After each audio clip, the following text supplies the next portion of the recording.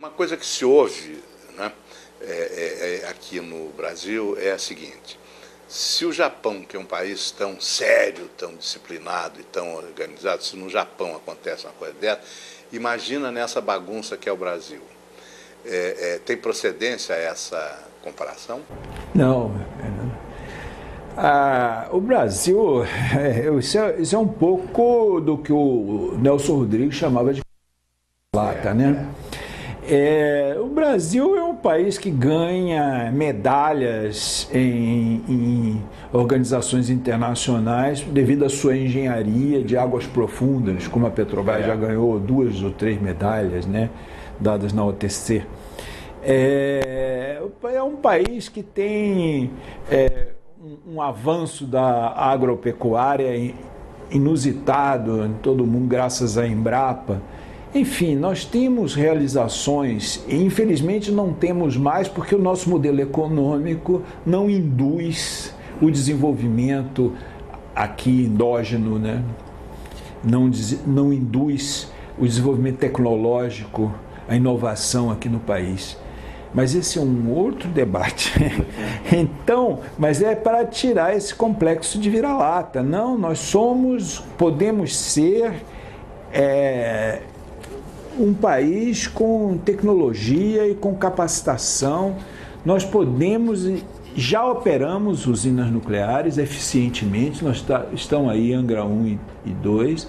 Angra 1 foi corrigida por engenheiros brasileiros. Ela chamou-se inicialmente de vagalume, porque toda hora parava, mas... Era um projeto americano da Westinghouse, que engenheiros da atual eletronuclear consertaram e está funcionando. Então, eu não iria por aí. Aliás, dizem que o japonês, sob esse aspecto, ele perde do brasileiro, porque o brasileiro ele se adapta às situações e tem iniciativas. O japonês, que aliás fez ele ser uma da grande economia do mundo, ele é muito ordeiro, disciplinado, cumpridor de ordens. Se não está no manual, ele não faz nada, ele fica esperando o superior dele analisar aquela falta de descrição do manual para ver qual iniciativa ele deve tomar. E diz que isso atrasou muito nas providências para minimizar os impactos de Fukushima. A economia está mais do que estagnada, a economia japonesa está andando para trás.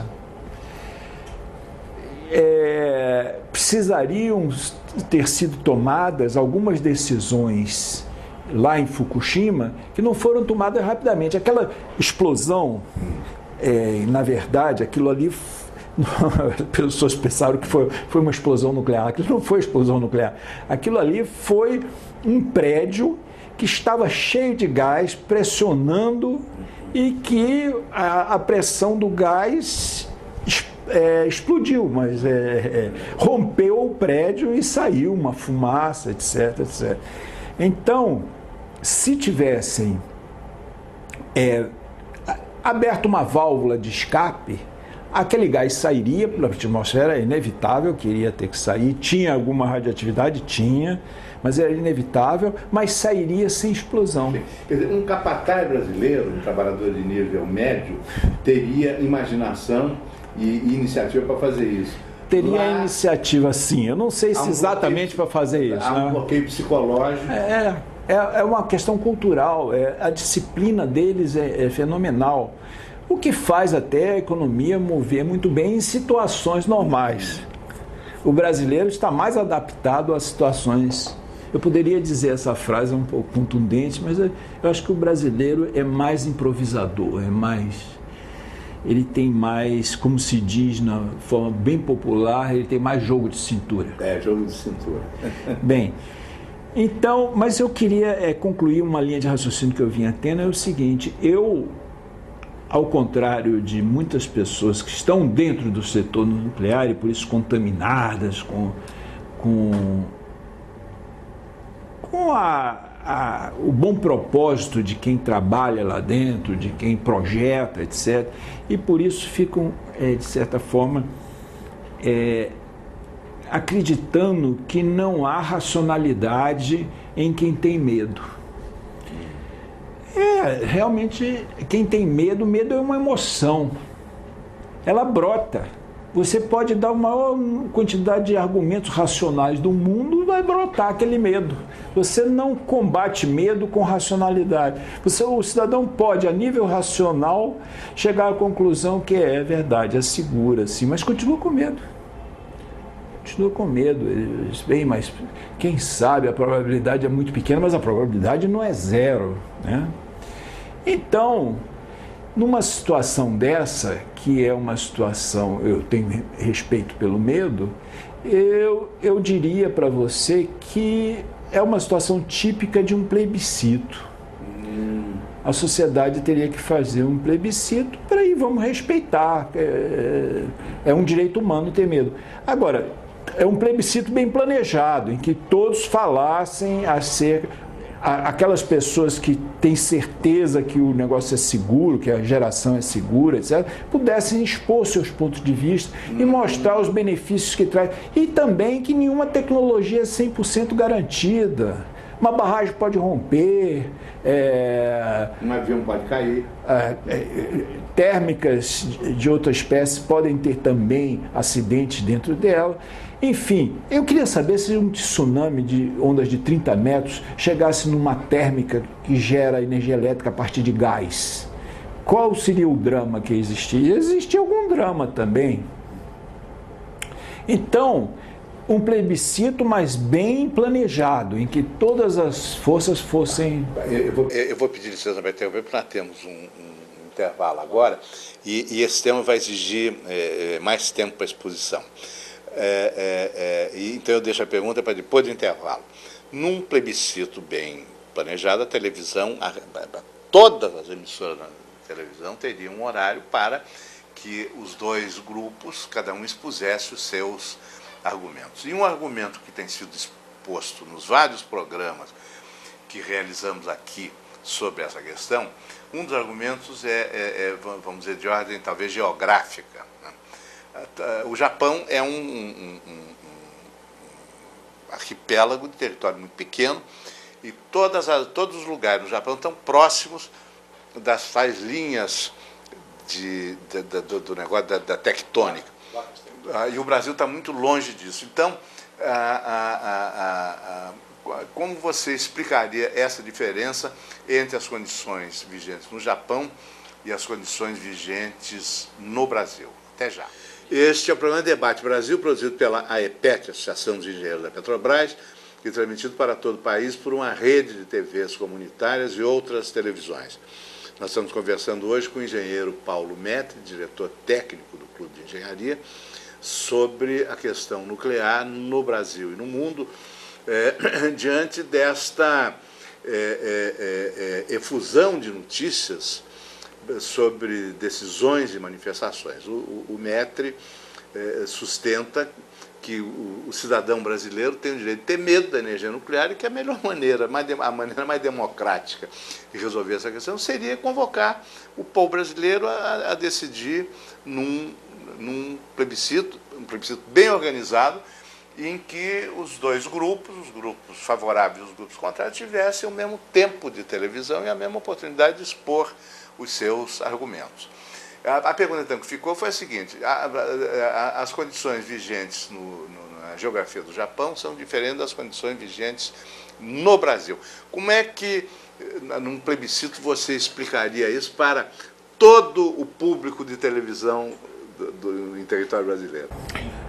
Ô, Zé Augusto, infelizmente eu não trouxe, mas tem um mapa do mundo que mostra os locais onde há grandes terremotos, vulcões, etc. São pontos de encontro de placas tectônicas diferentes, né, basicamente.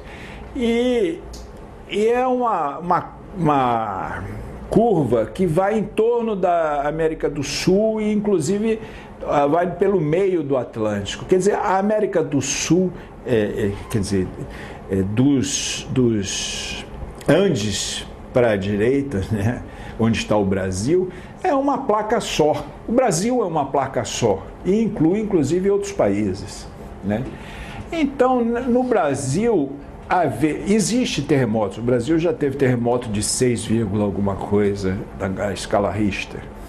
Mas as usinas nucleares brasileiras são projetadas, segundo a informação que eu tive, para a escala Richter, para temores de escala Richter de 7 graus, né? Então, tsunami na costa brasileira, a probabilidade é 0,000000001. Estamos longe do negócio o tsunami é a consequência de um maremoto, né? Obviamente. Sim, e isso é consequência do choque de placas tectônicas. E no caso até a placa que tem no Atlântico Sul, no Oceano Atlântico Sul, são placas que estão se distanciando, né? A da África. Mas se por alguma loucura, né, elas mudarem, derem uma ré e forem uma de encontro à outra, a quantos quilômetros elas estão das usinas de Angra 1, 2 e 3? Estão lá, muito longe, né? A distância do Brasil para a África é 5.000 quilômetros, né? Elas estão no meio. Em torno do meio, mas a probabilidade da placa tectônica da África ou da América do Sul começar um movimento exatamente contrário, isso é improvável, né? Placa tectônica não tem marcha ré. Não tem. Bem, agora, eu queria adicionar a minha tese que eu coloquei, mais uma questão, é o seguinte: esse plebiscito com essa preparação toda, ele deveria ocorrer não agora, porque agora nós estamos dentro de um clima emocional, já houve uma propaganda antinuclear natural dentro de todos os canais da televisão. Vamos esperar aí, no mínimo uns 3 anos, para poder fazer um plebiscito desse, quando o clima não estiver mais numa fase tão emocional. Daqui a 3 anos, um país como a França, que tem 70% de sua energia de origem nuclear, um país como a Alemanha tem menos, né? Tem menos. Mas vamos dizer, a França e a Alemanha terão retomado o seu programa nuclear? Qual é a previsão? Não, a França não paralisou. Não paralisou. Não paralisou. A Alemanha vai paralisar até, quer dizer, não constrói mais novas e vai paralisar as unidades existentes até um determinado ano, isso não me falha a memória, de 2020, né? E vai comprar energia elétrica, provavelmente. A alternativa vai ser... Porque a Alemanha não tem queda d'água, a Alemanha não tem petróleo, não tem gás. Carvão, não sei se ainda tem. Também não sei, mas se tiver quantidades pequenas. E vai ter que importar nucleoeletricidade vinda da França, que vai ser muito engraçado, porque ela proíbe... Vai comprar energia nuclear produzida fora das suas fronteiras. É a alternativa que vai sobrar. Para biocombustível no Brasil. Biocombustível que ela vai queimar lá na Alemanha é uma alternativa. Mas haja terra aqui no Brasil também, né? Mas tudo bem. Vamos ver se esse biocombustível pode ser gerado com não só agrobusiness, mas também com alguma participação de agricultura familiar, não sei, etc. Eu não gostaria de ir para o Brasil. De biocombustível ainda não dá para exportar. Não dá. E que não sejam grupos estrangeiros, né? Porque o que tem de expansão de produção de etanol no Brasil por empresas estrangeiras é muito grande, né? Então estão enfiando aqui a soja transgênica, que tem muito menos poder energético do que produtos da fauna, da flora brasileira.